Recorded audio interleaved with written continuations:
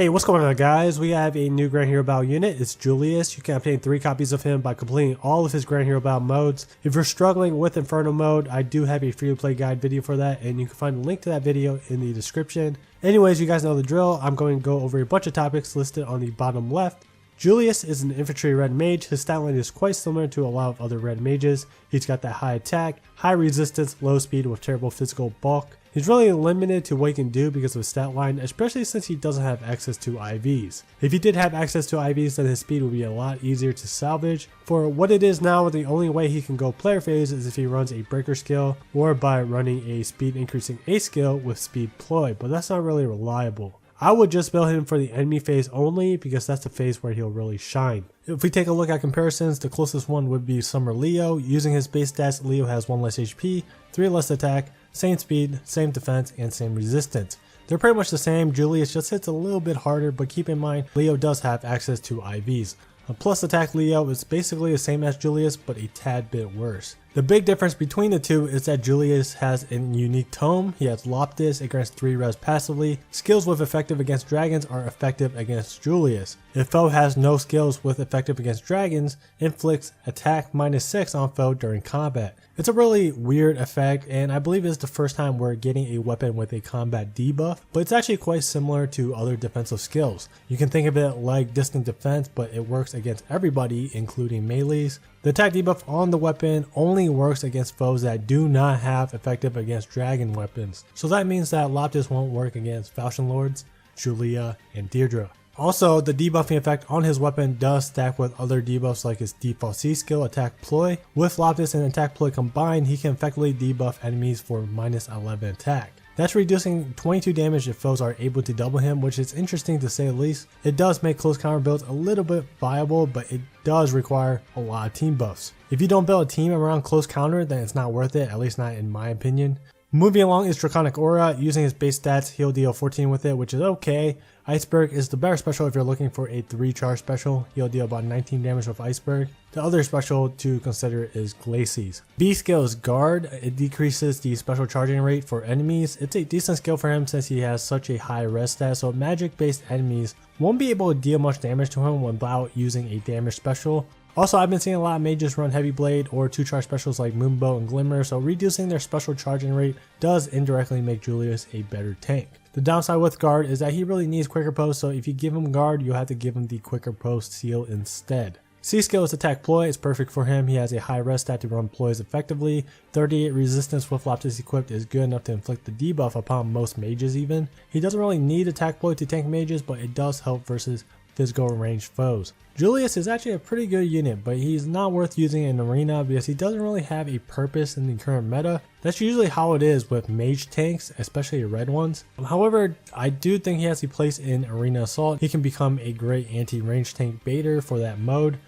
His weapon reduces 6 to 12 damage, so he's able to soak more damage compared to other similar red mages, which also means that he has better coverage. For example, Summer Leo almost has identical stats and is decent for tanking green and red mages, but not necessarily good at tanking physical range foes. On the other hand, Julius with Loptis is able to withstand some archers and dagger foes with the right build. If you're not a fan of Julius, then there's always the option to use him for skill inheritance. Guard 3 is unlocked at 5 stars and Attack Ploy 3 is unlocked at 4 stars. I wouldn't recommend using him as Guard 3 fodder because it's on Titania and Leon, who are easily summonable. Most of you guys are probably going to use him as Attack Ploy fodder because it's available as 4 stars. Any high res mage, somewhere around 33, I would say is a good Attack Ploy user. Remember that it doesn't have to directly help the unit running with Attack Ploy. It can simply be used to help your allies soak more damage. This is his budget set. Either go with res plus 3 or HP plus 5 in the 8 slot for extra bulk. Quicker Post is a must have for this guy if you're going enemy phase on him. If he doesn't have Quicker Post, then he's not going to be able to 1-round KO that many enemies. Draconic Aura is okay for the special, but Iceberg is better. This build is mainly used for baiting reds and green mages. He's going to struggle against top tier archers and daggers because his physical bulk is just so low. This build has double distant defense, Quicker Post, and Iceberg. I think this is probably his best range baiting build. Loptis acts like a 3rd distant defense, so when a ranged foe attacks him, he's technically gaining plus 18 defense and 18 resistance. He can tank plus 10 merged Brave Villains with Mulligar as long as he debuffs her with Attack Ploy first. He can even tank and kill plus 10 merged Reinhardt with Moonbow and Quick Impulse without the debuff from Attack Ploy, so that's pretty neat.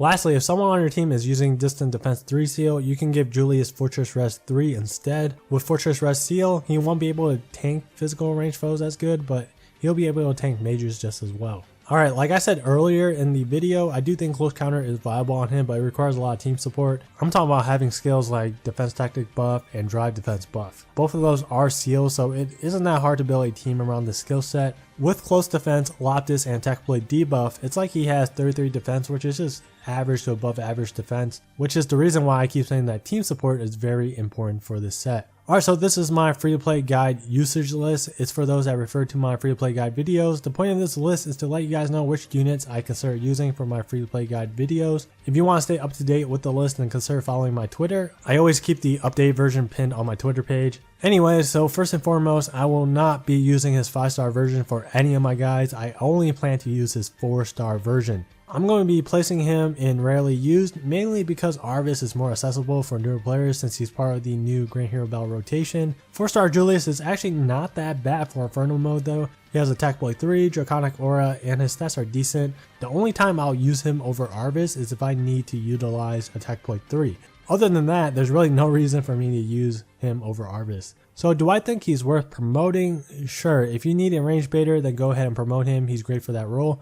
Otherwise, I would just bench him or use him as skill fodder. He's definitely one of the better free to play units. Useless for arena, but very useful for arena assault. I just wish that his stats complement his weapon. If he had decent mixed bulk instead of the typical lopsided low defense high res stat line, then he would have been more interesting. Unfortunately, that's not the case. Let me know what you guys are planning to do with him. Most of you guys are probably going to fodder him off for attack ploy. If you decide to build him instead, let me know what kind of build you plan to give him.